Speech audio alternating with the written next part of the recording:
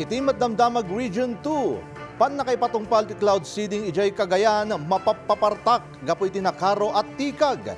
Ken 1.5 million pesos sa pasahod na ipaay para kadagiti benepisyaryo ti trabaho para iti umili program ti PLGU Nueva Vizcaya. Dagita ken dumapay adamag ti isang bay ni Dayan Monica Tukay. Iti Cagayan, gapo pa lang iti nakaro at tikag ang mapaspasaran iti probinsya ita a summer season, pangpanggapan ti probinsya la gobyerno amang isayangkat iti cloud seeding operation. No sa dinno nakaro ang naapektaran ti sektor ti agrikultura, gapo iti kinakurang ti danum.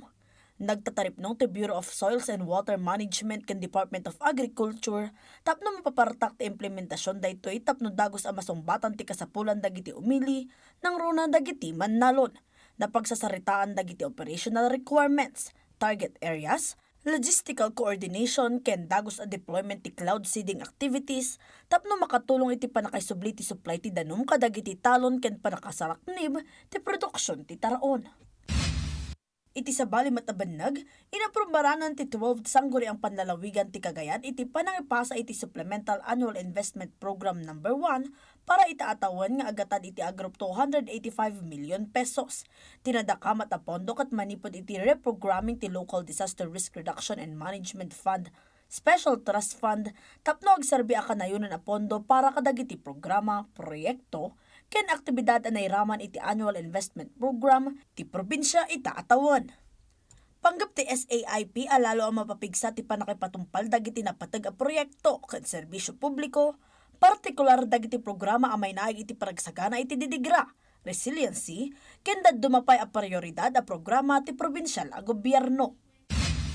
Iti Nueva Vizcaya, nahipaay ti 1.5 million pesos ti probinsyal na gobyerno para iti talugasot ang benepisyaryo ti trabaho para iti umili program. Amay sa a Localized Emergency Employment Initiative ti probinsyal na gobyerno para kadagiti naawanan panggadan ken underemployed at trabahador. Tunggal benepisyaryo kat nakaawat iti sag 5,000 pesos. Kasbayad ti 10 aldaw a panagtrabaho da iti sidong ti Public Employment and Service Division. Sigun iti PESD, dagiti napili a benepisyaryo kat sigud nga overseas Filipino workers at tinagiragsak daytoy kaputaad ada iti panggastos da iti kasapulan ti pamilyada ken nakatulong da pay a malinisan ti aglawlaw.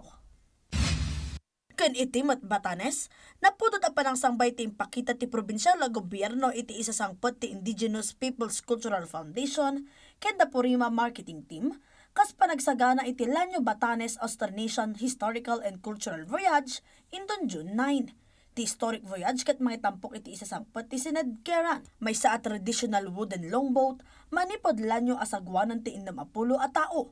Kadwa ti Purima, may sa pioneering zero-emission vessel a paandaran dagiti traction kites, hydrogen, ken solar energy. Daytoy nga aktibidad kat adaan kay papanan kas panagselebrar iti kinship, cultural exchange, panakapreserba ti tawid, ken panagkaykaysa.